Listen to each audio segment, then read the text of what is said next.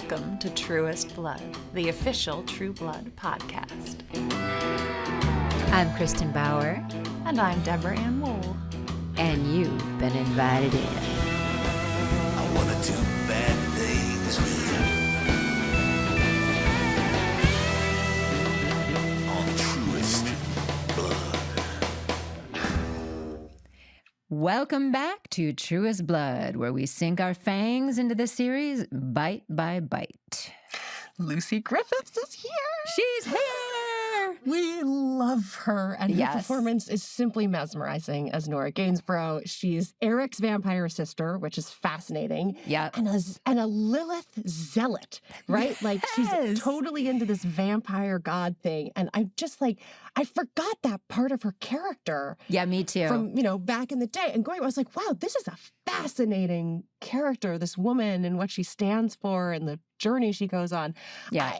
Having Lucy on to talk about this was just so enlightening. It was, because I also had forgotten the incredible arc of her performance and her character, and I got to be friends with her. Yeah. So I just think of Lucy, the Lucy that I love and adore. So it was really fun to hear her, this sweet, wonderful, beautiful, smart Lucy, share what was going on as she came to America to do this performance.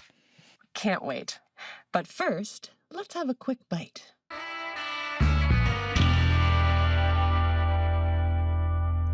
Now, before we jump in here, I just want to say I'm not a historian or a theologian or an expert in religion in any way. So these are these are ancient stories, and they are highly subjective. They depend on what translation you use, who did the translating, when they did the translating. So really what we're sharing here is a result of my limited research, and it's presented in bite-sized form. So with that in mind... Myths and lore. Women behaving badly. This season, we meet two of mythology's most well-known bad girls, Lilith and Salome. Both were young, both were Jewish, and both have had their stories manipulated throughout the centuries to suit the moral proclivities of the time. So fascinating, Deb. Lilith is a figure in Mesopotamian and Jewish mythology, often named as the first wife of Adam, created from the same clay as Adam rather than from his rib as Eve was. Right? Right? I did not know that, Deb. Yeah. I'm so glad we do this podcast. I learned so much. She begins as his equal. In the writings of the Middle Ages, she leaves Adam and the paradise of Eden after refusing to be subservient to him. When angels are sent to bring her back, she refuses and is cursed. Kind of kick-ass, man. Kind of amazing, actually. And she is cursed to birth demons and inflict illness in infants unless they are protected by the names of the angels. So then in later texts, Lilith begins to be translated as night creature, monster, or hag. They label her as this sexually insatiable yet infertile demon, and therefore, fornicating only for pleasure.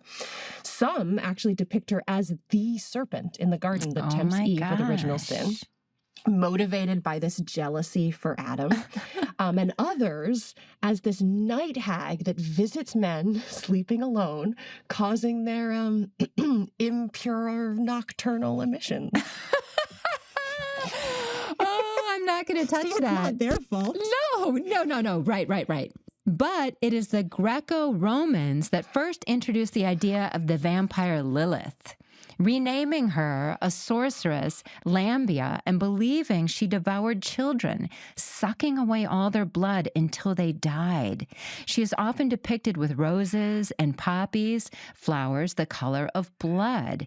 She has indecently long hair and the ability to possess women who have a fear of children and babies and look too long in mirrors. Isn't that a fascinating tidbit? So let's talk about Salome now. So Salome was a Jewish princess who, after dancing for her stepfather, King Herod, was granted a wish because her performance pleased him so much. Kind of ew. So she goes to her mother, Herodias, and Herodias bore a grudge against John the Baptist because he had proclaimed her marriage to Herod unlawful, since she had previously been married to Herod's brother and then divorced him. So she tells her daughter that as her wish, that is going to be granted to her, she should request the head of John the Baptist on a platter, and Herod complies. Oh my goodness. So in the New Testament telling of this, Salome is a child. They refer to her as young, and there is absolutely no mention of eroticism in her dancing. Oh my gosh. So it is the Christians that transform her into a parable for dangerous female seductiveness. French novelist Huysmans writes, she was now revealed in a sense as the symbolic incarnation of old world vice, the goddess of immortal hysteria, the curse of beauty supreme above all other beauties, a monstrous beast of the apocalypse, indifferent, irresponsible, insensible, poisoning. I mean, I've been called a lot of things, but that is like a full conviction. To go from young girl, having to dance for her parents to poison, right? Yes. Wild. So this iconic dance of the seven veils is actually an Oscar Wilde invention from the 19th century, centuries later, for his play Salome. While Wilde actually never describes this dance, he merely says she performs the dance of the seven veils. That's all it says. The staging of this dance, from its conception to now, is almost always deeply erotic and actually has been proposed as the sort of inspiration and first incidents of the striptease. Wow. So what we see here are two strong, creative, interesting women whose stories have been co-opted by society to make moral judgments about women and their behavior. But we here at Truest Blood are pro-woman behaving badly, especially if it means taking power into their own hands. And if they are anything like Valentina Chervy and Jessica Clark, we will all benefit from their creative spark.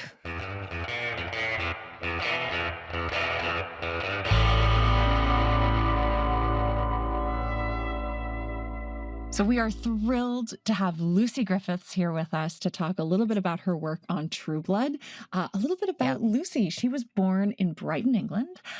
She began her work in television with a lot of really interesting shows there, and then is mostly known for playing the beautiful Marion in the BBC series Robin Hood, then moving to the West End to make her debut in a revival of Arcadia before then returning to British TV drama. And then Lucy was cast as my Aunt Nora, the sister of vampire Eric Northman and a chancellor in the Authority. Nora Gainesborough was a 350-year-old vampire, and she is not a character in the Sookie Stackhouse books, so she was an Alan Ball creation. That's right. Maybe the last. Yeah, she might have been Alan's last creation. TV Line described Nora as intelligent, intimidating, cool under pressure, and a very good liar.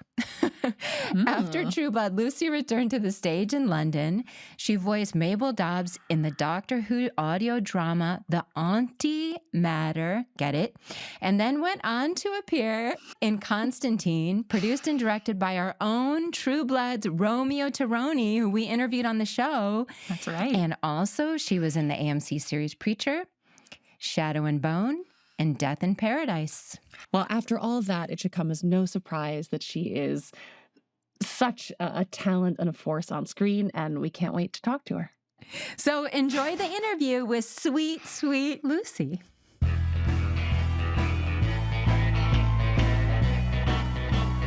So hi, Lucy Griffiths. Welcome to the podcast. We're so excited to have you. Hi, Deborah and Will. Hi, Kristin. Hi, Or yes, otherwise known as fucking Trixie. Oh, we can swear. You can absolutely swear. This is an HBO podcast. Oh. People are watching the show. We can't do anything more shocking. Fucking hello. Fucking hello. That's right. Just so the audience knows, sometimes I call myself fucking Trixie. Yeah. It just happens. I think it works. I like it. I think it feels like a little bit of Pam living within you. Pam is in there when I get frustrated. Here to protect you. Yeah. You're seeing a little piece of fucking Pam in there. And Lucy, it's so good to see your face. I did the same, though, as you, Kristin. Oh, sorry, because Kristin was just saying sometimes she gets a Pam. Yeah. A Pam comes through, like fucking Trixie. And I watched season 5 last week, I never watched it at the time, which was so stupid. I just thought, well, I know all the stories. Yeah. But first of all, I did not know all the stories because there were about 700 stories. And, smoke monsters. Yeah. And also just watching everyone have such an attitude, but in a fairly fair way. I feel like everyone speaks the truth very direct, all the different characters in their own way. And my life outside of watching the show last year became very brusque and to the point, very I was talking I was like, wow, Luce, you're really giving it to people this week. And I think it's because of the show. Wow, interesting. It awakened a little something in you. Was it helpful? Yeah, that I kind of... Mixture. Well, I want to get back to that after we ask you our first question that we ask everybody, which is, how did you get the role? Okay. Well, I auditioned for it. I was in England and I was an actress already. And I got the audition through from my UK agent rather than my American one. And when I got the audition, I'd never seen True Blood. I'd heard about it.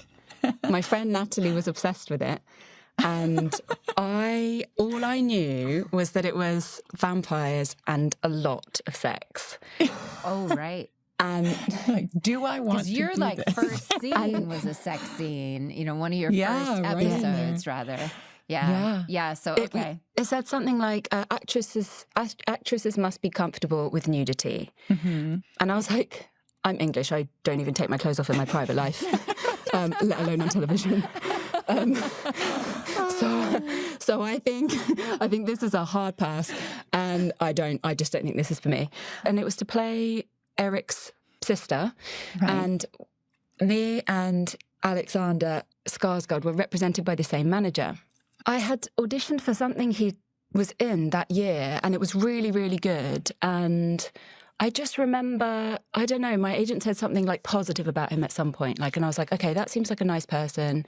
And I've auditioned for something he did and it was really good. So maybe this is also really good. And I was like, but I still... the same mental math. And I was like, he's doing well. And he's further along in his career than me. And it could be good to, play with those guys.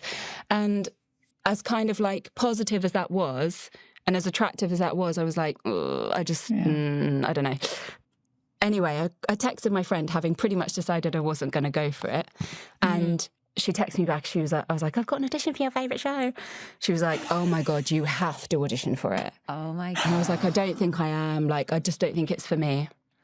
And she was like, let me send you these 2 episodes. I think it was from season 2. Okay. And please just watch them and then decide. She's not in the industry. She works in music, actually. And what was her name again? Natalie Quinnell. Natalie. So Natalie Quinnell. Natalie. Shout out Natalie. I don't know if you ever have. Natalie. We do. She got Lucy Griffiths on the show. Shout out to Natalie. It was like one of those moments where... So I watched it, obviously, and she sent it to me, and I was just like, okay. To my horror and delight, I'm like, okay, turns out I'm not too good to be a sexy vampire. I don't think I'm good enough. Oh, right. You know what I mean? Because I was just I don't know, vampires, genre, sex. Wow. It wasn't anything I grew up watching period dramas and Les Miserables, so I really was not in any way modern or cool. And I think I was blown away. And the main thing that I was blown away by was the energy and enthusiasm and colourfulness of all the different characters. But also by how grounded they seemed. I know, it feels weird to say that about True Blood, but but we hear that all the time. Yeah. I remember just watching it and being like, oh gosh, I would be lucky to be included in this cast of people, regardless of the story or the genre or the world, which I also really enjoyed. So then I was like, wait, am I better than this too? Oh shit, I'm definitely not. And I don't even know if I can actually do this audition. And the whole time as well, I was thinking, I don't really want to get my clothes off, but this is so good. I don't know if I can say no for that reason. And so I did an audition. I procrastinated the audition prep a little bit. And then my sweet mum helped me go over and over and over and over and over and over. And I literally wanted to die. And it was it was like one of the most times I'd prepped. It was one of the hardest preps I had done. I remember it was almost painful, but it meant that I didn't just know it. I kind of knew it so I couldn't forget it. It was right. And also I was 25 when I auditioned. So I think my brain was a real sponge. And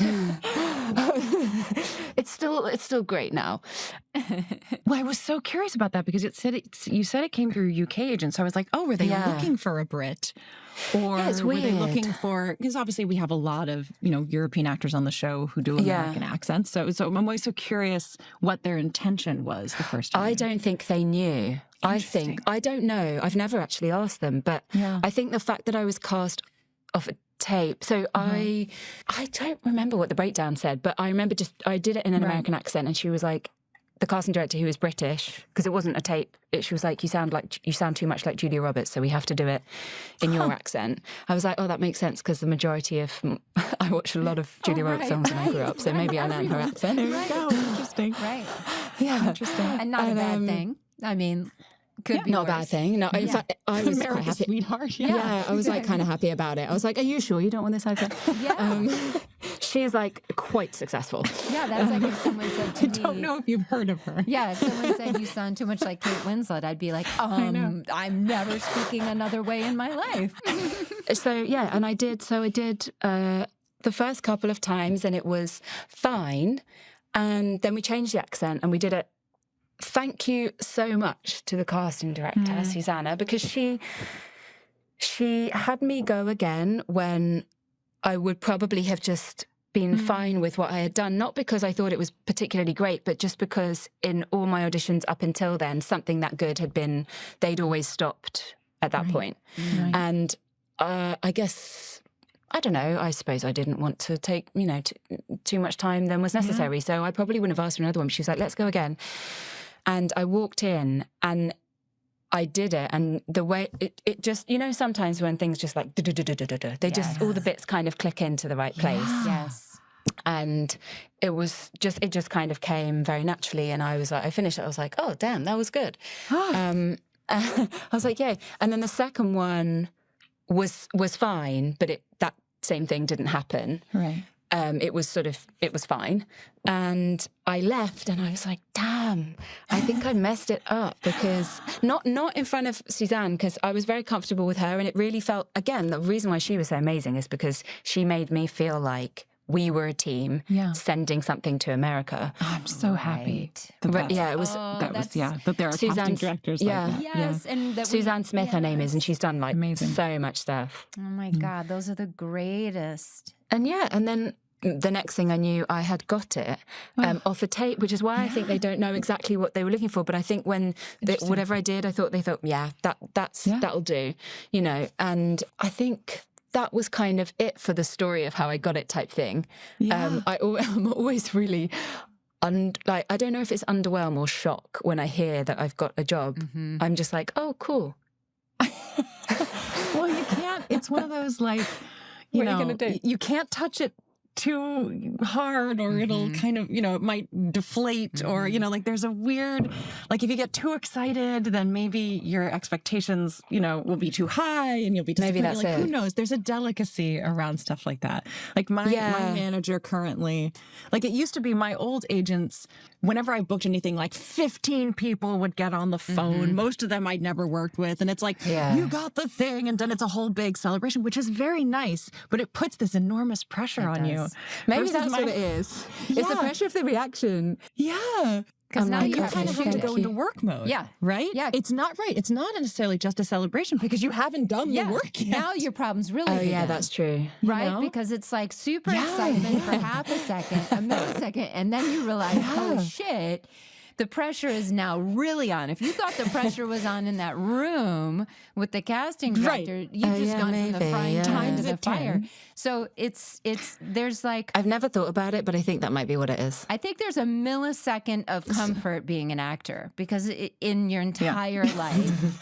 And it is that like 1/16th of a second when you hear you got it before you realize you got to shoot it. Yeah. Because I kind of expect, I've been through so much by the time I hear I got it, I kind of expect a check to arrive. Yeah. But no, now I actually have to go do it. Well, so because here's the thing, Lucy, because now you've booked this, but you have to fly over an ocean, work with a bunch of new people, you know, like, so what is this now like, you know, this new journey? So walk us through, you got the script, you're on the plane, you're in first class, and you're, right? Complimentary food. Oh my God, was I? Because most of the things I do for work, I spend on my own. And so I spend a lot of time on my own. And I feel like I've become like one of those people that overtalks when they're in social situations because they're actually just on their own too much. And but here, I'm in that situation where like, you want me to talk. It's brilliant. Tell us everything. So exercise that demon. We want to hear it all. So I remember talking to Audrey. I remember where I was when I spoke to Audrey for the first time because she was so cool as well because she was like, what do you like wearing? What do you like? Tell me brands, tell me this, that and the other. I was like, really? Can I? And it's not going to be treading on toes. I can be that kind of demanding or whatever. and I had loads. I was like, I like wearing this and I like da-da-da-da. And my first costume fitting was really good. I liked the things. I thought I looked nice in them. And because I think that's important. And I think when you're playing someone that's supposed to be attractive or somewhat attractive, which I think they'd written the character as that, you kind of want to feel attractive. And I had done a couple of jobs. Where I had just been wearing something that I didn't really feel right in. But I didn't say anything because I thought, that's maybe difficult. I know. And it was really nice because I learned from Audrey as well. Now, you ought to sort of be open about things. So that was a really nice conversation I had with her. And she was always a great entry point to the show. It is interesting that as an actor, oftentimes the costume designer is one of the first people you talk to because that's pre-pro for you. Yes. And so when that person is that welcoming, creative, collaborative person like Audrey Fisher, it just sets the tone for the rest of your experience. And I hope for you that held as the process. Yeah, definitely it did. And I think because I knew Stephen Moyer was English, and even though I had never met him in my entire life, I think when there's another English person in America, sometimes you're like, oh, hi, like, shall we be friends? It's like you might never meet in England. You would never make any kind of effort in England.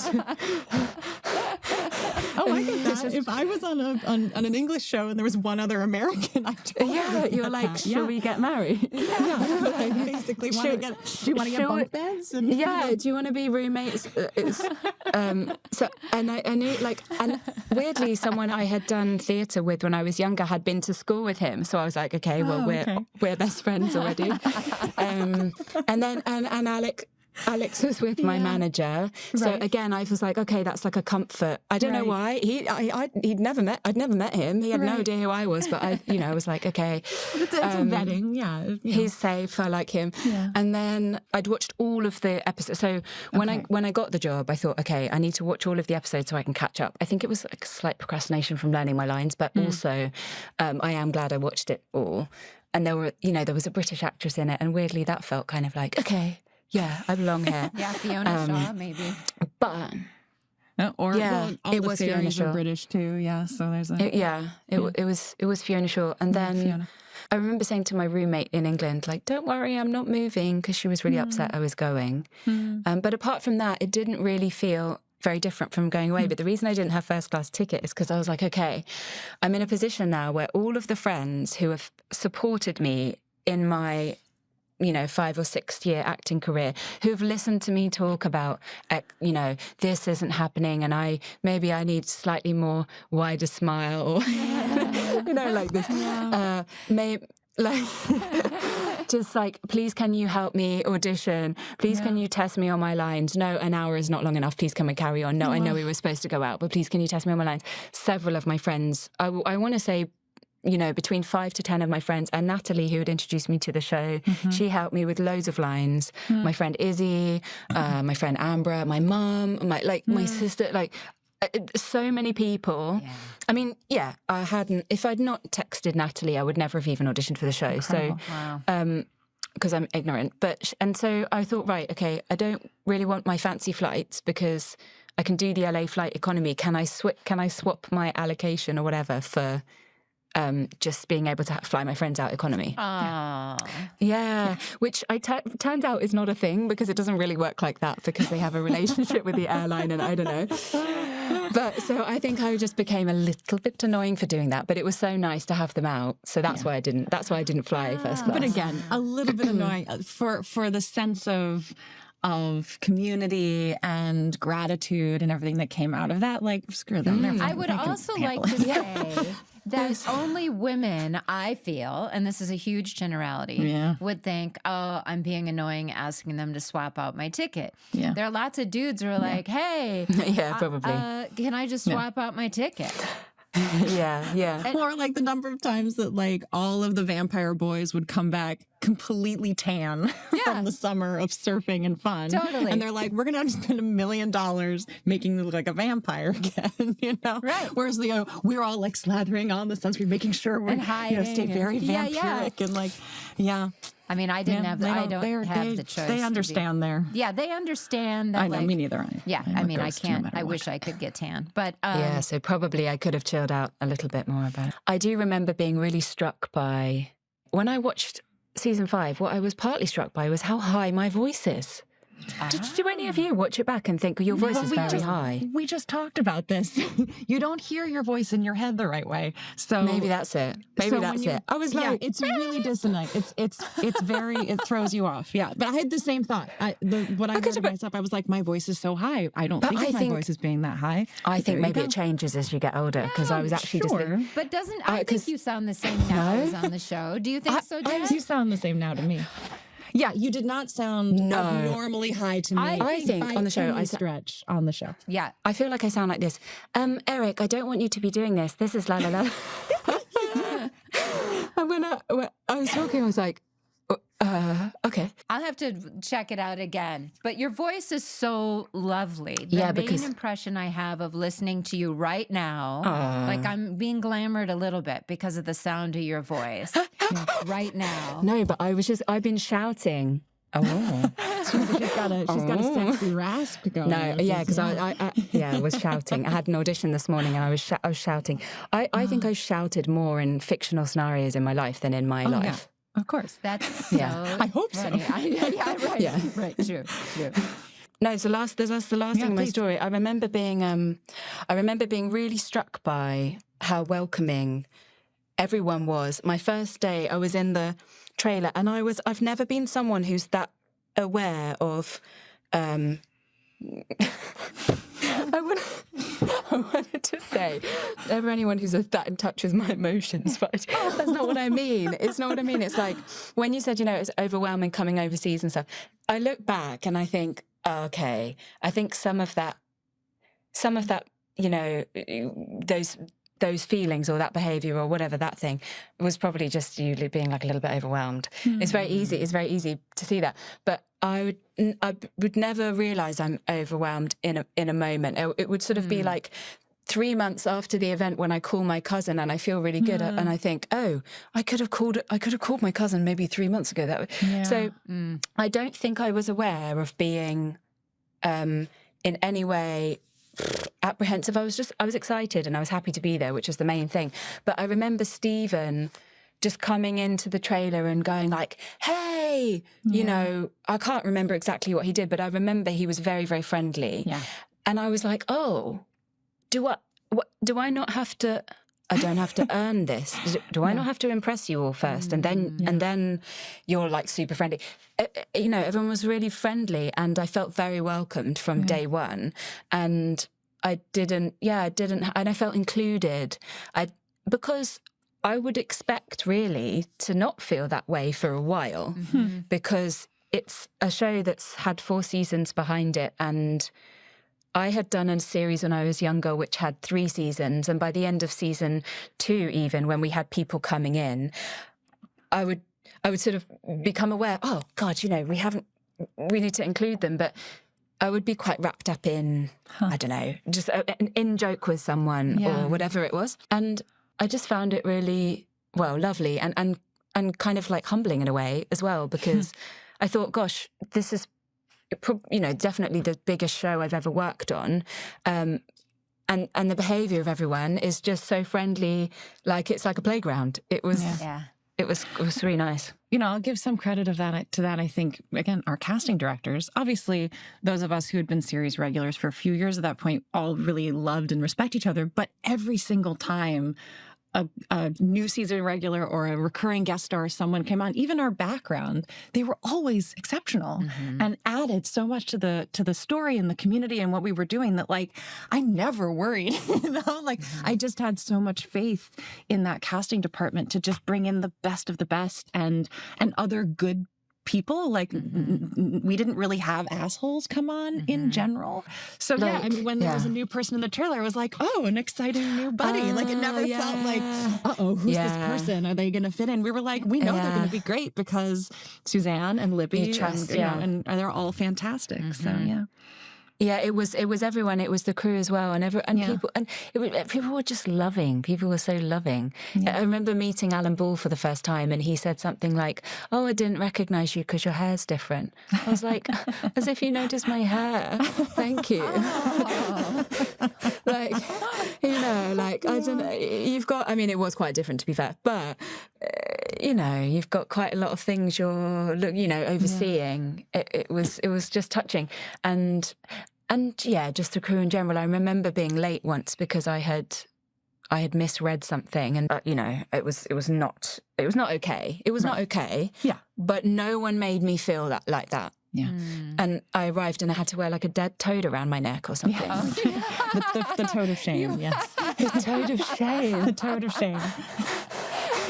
That's the extent, right? Like it's this. They were like, "It's fine," but it was a laminated toad on a what are they called? They go around the neck, lanyard, and I had to walk into. Everyone was in a ring, and I had to walk in the middle of everyone and receive it in a ceremonial ritual. Yeah, I was like, "This is like killing someone with love. This is killing someone with love." But I didn't know. You asked me about the character. Yeah, it was, and we all got those T-shirts. They made us those T-shirts. I was so annoyed when I stained mine. I was disappointed. But they said about my character would be in the 5th season, and they said she would probably die. She would die at the end of the 5th season, and that she would be in the Authority, and she would be Eric Northman's sister. I remember that was a kind of thing, right? Which it would be because he was such a popular character, and that there would, you know, actress must be comfortable with nudity, which obviously I wasn't, but my manager actually called them after I got the job and said, she's actually not super comfortable. But he didn't tell me this. He was like, she's not super comfortable with nudity. So, and they were like, okay, well, fine, she doesn't have to do it. And he told me this. I was like, Larry, you're going to talk yourself out of it. Yeah. No, because it was more like he was looking after me, and he was being nice, and I totally appreciate it. But I remember thinking they're going to think I've like tricked them, you know, because I totally will do it.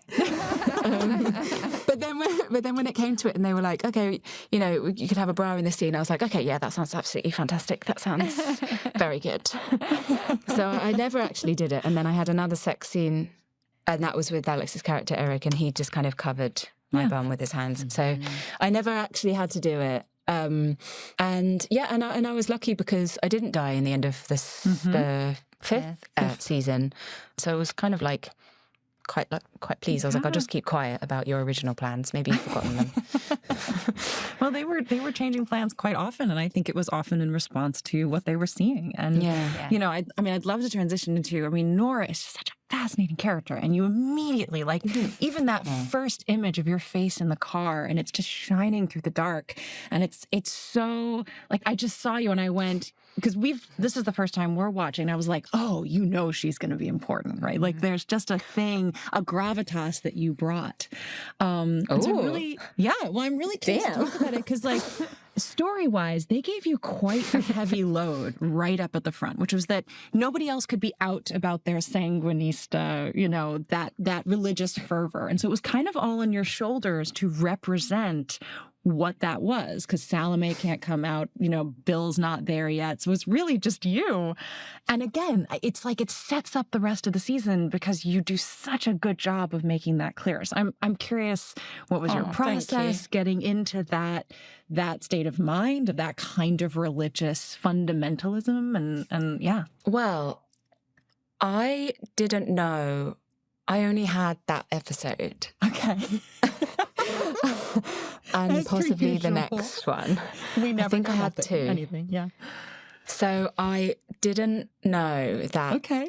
I texted Kristin last week and I was like, oh, I'm actually quite a big character in this series.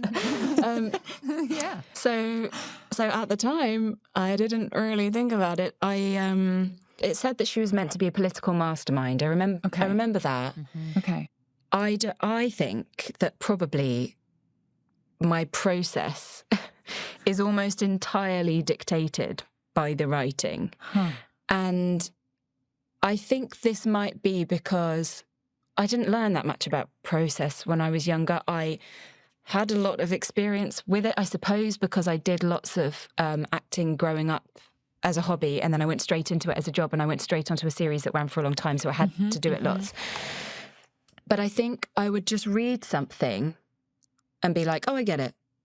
And just do that in the audition. And I think probably a lot of the times I didn't get it, which is why I didn't get the part. But for the ones where I did get it, I kind of just thought, oh, okay, what I did is it then. So I'll just carry on with that vibe as much as I can. And I think what was, I suppose, a bit different for me compared with other roles I had done was just being quite front-footed and being not in charge all the time, but more in charge than I had been in other roles, let's say. But the first role I played, I was quite an authoritative character, and I don't want to say bossy, but forthright. And I think a lot of the process was dictated by how I interpreted that she was written. And since no one really said to me that's not what we imagined.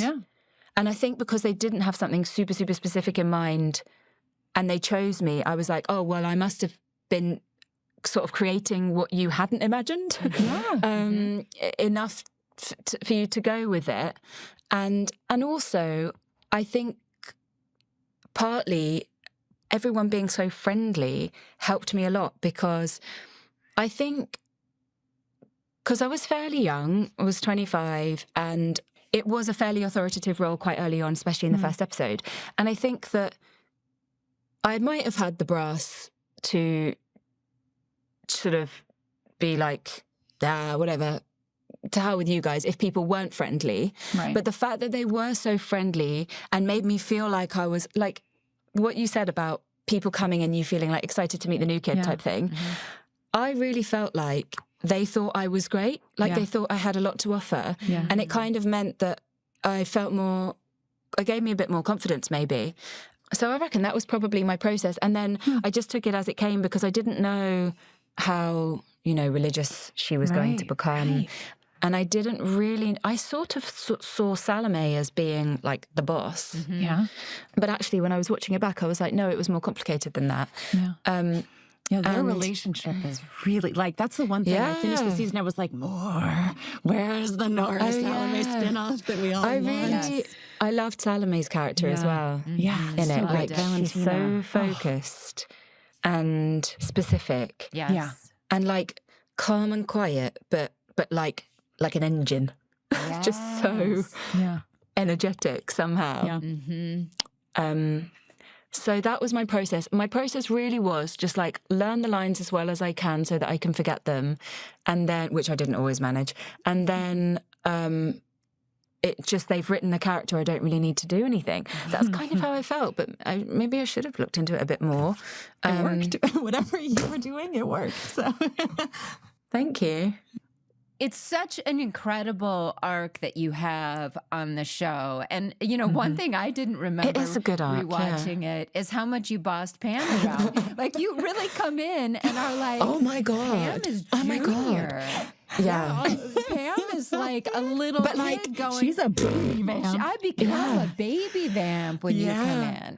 But it's like when I talk to you, it's like I don't even consider you, like I don't even give you the time of day. I know. I think it was fascinating because we never see anyone talk to Pam that way, right? So to actually have a newcomer come in who like doesn't know Rude. who Pam is, right? Yeah. The Pam. It's kind of great. Yeah, she's just in the car, even like a family in a car. She's like, "Would you please shut the fuck up?" And Pam Can you does. stop? I know. I was watched so- when I watched that. I felt a little bit of anxiety. I was like, oh my God. I was like, but the weirdest one for me was, I think my favorite line is the whole thing was, I try and talk to Eric about something, and he goes, "Shut the fuck up, Nora." That was a hard film to see. A hard scene to film. Yeah. Well, I think maybe because you were maybe doing the religious thing and he was trying to get you out of it, or what is it? I was just standing there, and he's already been betrayed, and I say something to him like, "But Eric, won't you please?" He says, "Shut the fuck up now." and I was like, "Oh no, you can't say that. I can't have the camera on me, and the camera isn't on me." Yeah, because I think I'm always like, I'll like grit my teeth and I'll look at the person, I'll be like, "You've hit my sister in the face." Like that's the only way I can not laugh. Is like imagining them like beating up my sister. Yeah. So I was like looking at him thinking that. But the weirdest one for me was when I had to shout at Brian, because I shout at him like in his face. And so I grew up watching him on a show called Home and Away. Yep. And I actually didn't really... Did you as well? I didn't watch it, but I've seen it since. I've seen some of it since then, and I mean, it's a big part of his resume. Yeah, it was like, and so I used to watch it occasionally. I wasn't really allowed because it had snogging in, and it was weird because he was so he's not a small guy. He's like 5'10". He's like not a small guy at all by any stretch. But in Australia, I guess Australians are maybe small because he was taller than all of them. Okay, in Australia, and then obviously on True Blood, he's like. Everyone's massive. Yeah. Like literally all the men are so tall, the women are really tall. Yeah. Like you're 5'10" or something, aren't you? I am, yeah. Deb? Yeah. You're 5'10", aren't you, Kristin? 5'9"? Almost, yeah. We're tall, yeah. I'm 5'9". Yeah, I'm 5'7", and I was like a shorty, yeah. and so I'd watched True Blood, I was like, I know that face, but it's in the wrong body somehow. And so I didn't know it was him until I think I got there. I was like, oh my God, it's Vinny from Home and Away.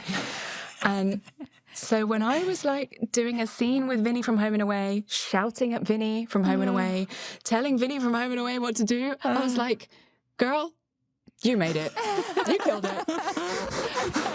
Well, and also like he and Alex and Steve, they're so funny. Like sometimes it's hard acting with them because they just like a little bit of something that's them comes through and you're like, God damn it, I'm trying to act here. I know. It's true. Stop being such a charismatic person. When the camera Stop is being so on charismatic, us, on our close-up, and the camera's over their shoulder, or they're next to the camera box, I can just see that glint in their eye that they're fucking with me. You know, they're just couple of clowns, much fun. So you were just going along, and then you eventually got a script that was like, oh, now I die. Or how did you find out about your death? I mean, you had a phone call from my agents. Yeah, so you always know, don't you, when like you have a phone call from your agent and they're like, hang on, let me just, and there's like a fumbling on the phone. And you're like, I've either got a job or I've got fired from a job. So, and I was thinking, I don't think I've got one. And they said, oh, you know, they're killing you off the show. And I was so sad that I remember going, no, I don't think no, I don't think they should. Can they not? Can they not just keep me? It was like such a weird, desperate reaction. It was like, I don't want to say this because I don't want to make anyone feel bad, because obviously you only feel sad when things end if they're amazing. Right. But I've never really had that reaction in many situations, and I think it's almost like if someone breaks up with you and you're like, no, we can make this work. But what's so funny about it is like that's not the situation where that. Like, okay, so, but hang on, Lucy. Wait, just a second. You were hired on the show. You've not written it on it. You don't have a producer credit, so I'm not quite sure what angle you think you're gonna be coming from. Yeah. But basically, you're just saying like, please, right? Or like, are you sure? Yes. May I? May I stay? May I? Yeah. You're like, that'll do it. You're like, wait, I'm asking wrong. Yeah. Can I stay? No, wait. May I stay? May I? Yeah, may I say? And then you're like, wait, it's True Blood, and I'm fucking staying, bitches. That's right. I know everyone feels that way. And I every think actor we've interviewed says that. They were all had that sadness. It's not the first time I've been fired, and the second time I was like, oh, thank God. Mm-hmm. So I know that the show was special because and you weren't. I don't want to say fired. It sounds like it was like you knew you were going to be killed off, and they actually kept you longer than they initially thought. Yeah, they kept me longer. So I was so lucky to be there as long as I was, and then I think it was like I maybe found out 2 episodes before I had to do my final episode, or maybe like 1 or 2 episodes before. So I kind of knew fairly close to the end. I think I would imagine they would tell me probably as soon as they knew. So I just think they just didn't really know until they knew, and then they told me, and it was in a couple of episodes' time. And I remember practicing my death scene and thinking, oh, these are really good scenes to shoot. Okay. It was weird because I was like, oh, I really enjoyed the show, and I'm not happy to be leaving, but at the same time, I'm happy to be doing these scenes. Yeah. And one of them was like back in England, and I thought they gave me a really lovely ending. I mean, I did die of I thought I got a lovely ending. You did. I felt really lucky about my ending, and I just had to lie there as well, which is, always good, sometimes isn't it? harder, actually. It depends on... I like lying scenes. You like lying scenes. Okay, good. Well, then perfect. I'm like, I'll lie, you cry. It has that old, ladies dying of consumption.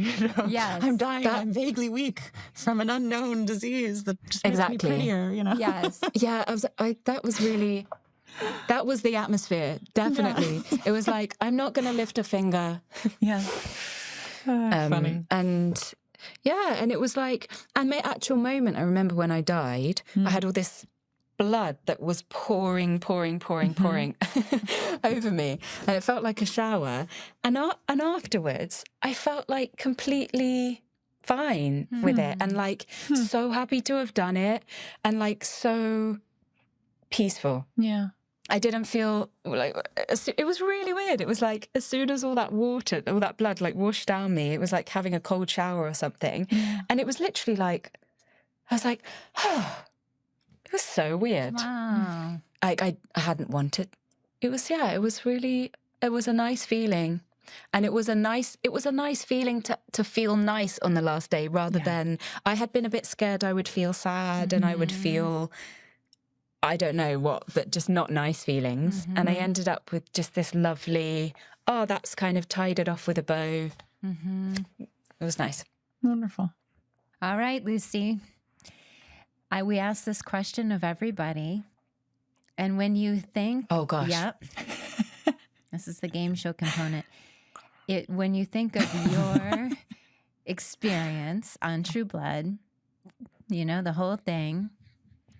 What are 3 words that could come to mind? 3 words.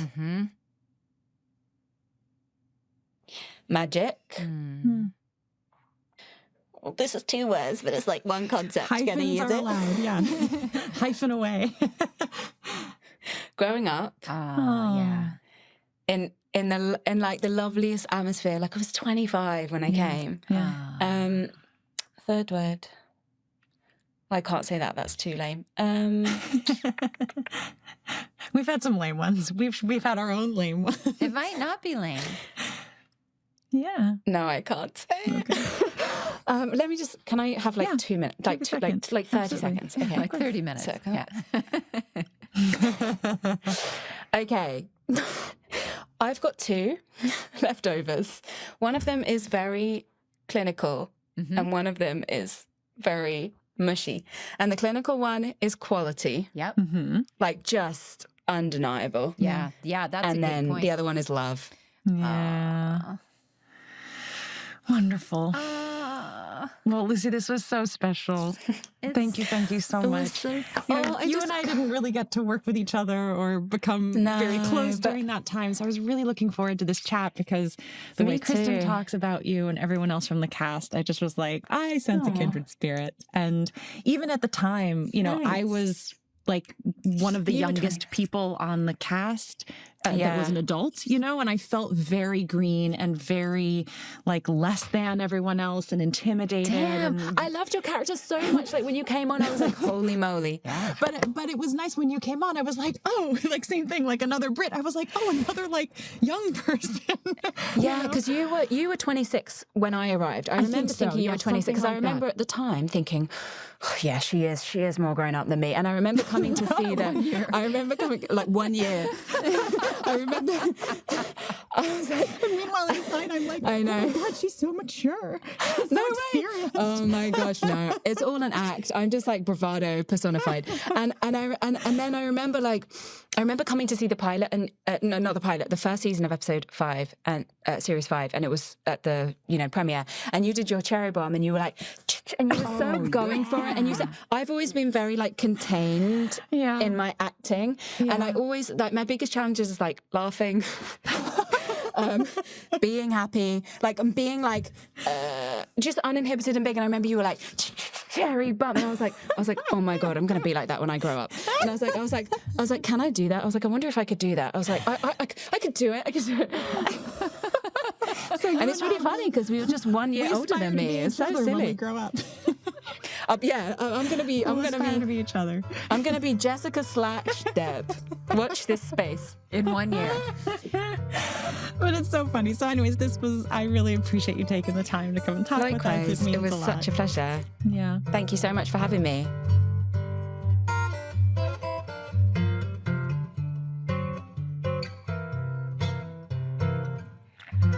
How lovely. I mean, I really was glamored by her voice. I always am.